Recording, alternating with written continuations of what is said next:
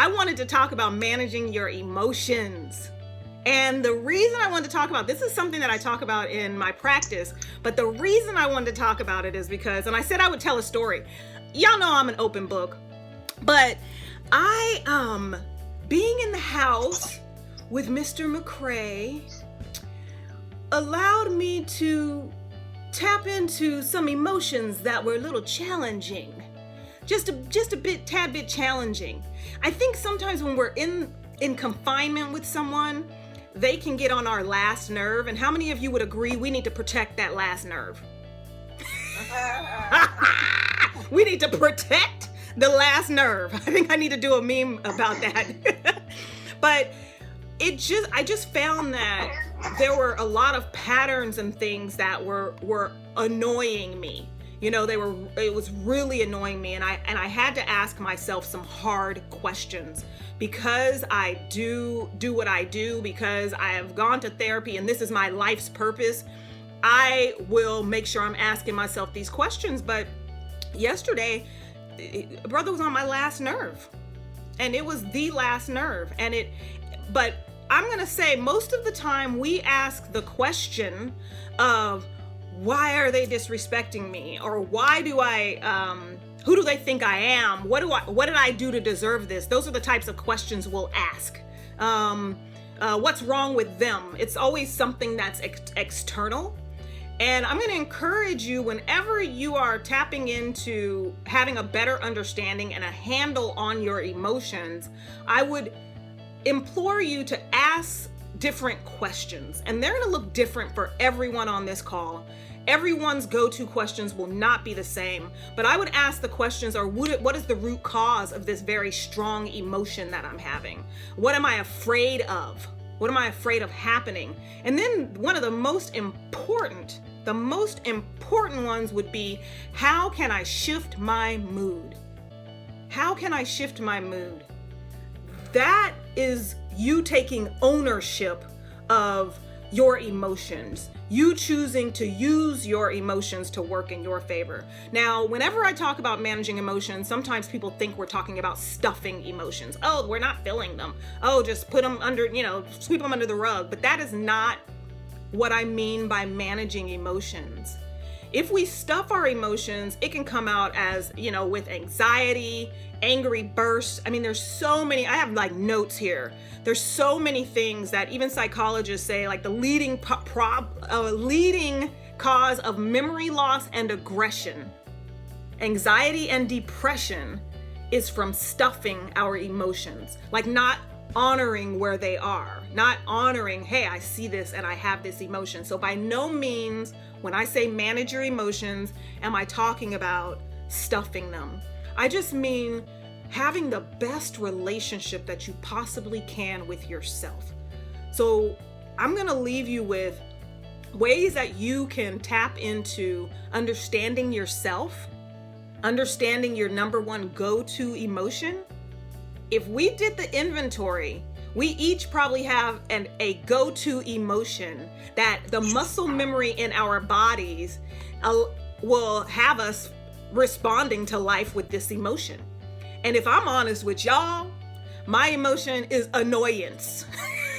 I will be annoyed by the slightest thing. Somebody will do something, I'd be like, they so stupid. And it's just, I'm annoyed. It is, I think that is the emotion that I go to.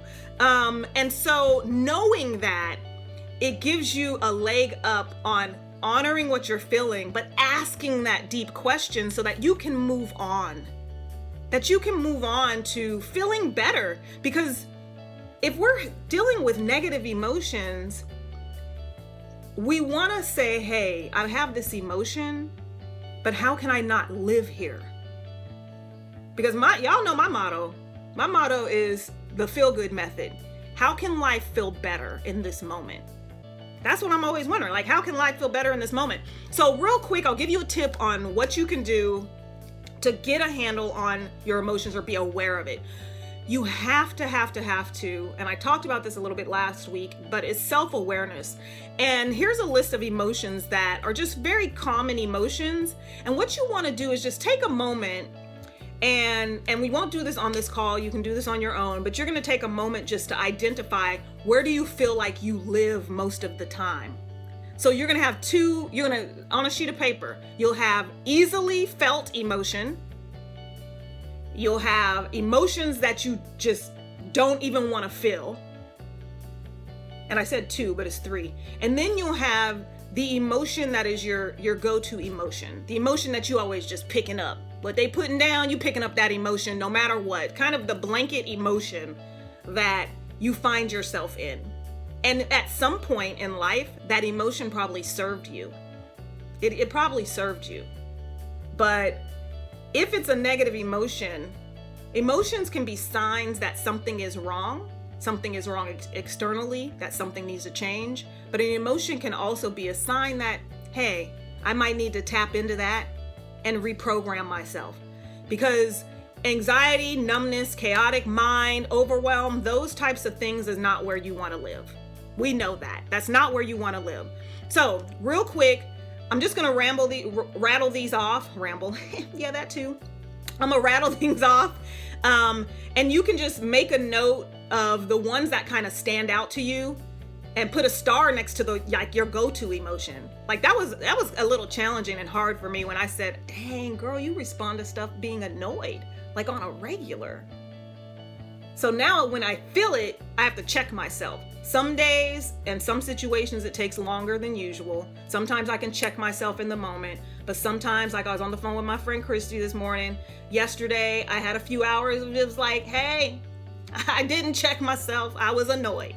But we definitely want to, bye Candace, I love you.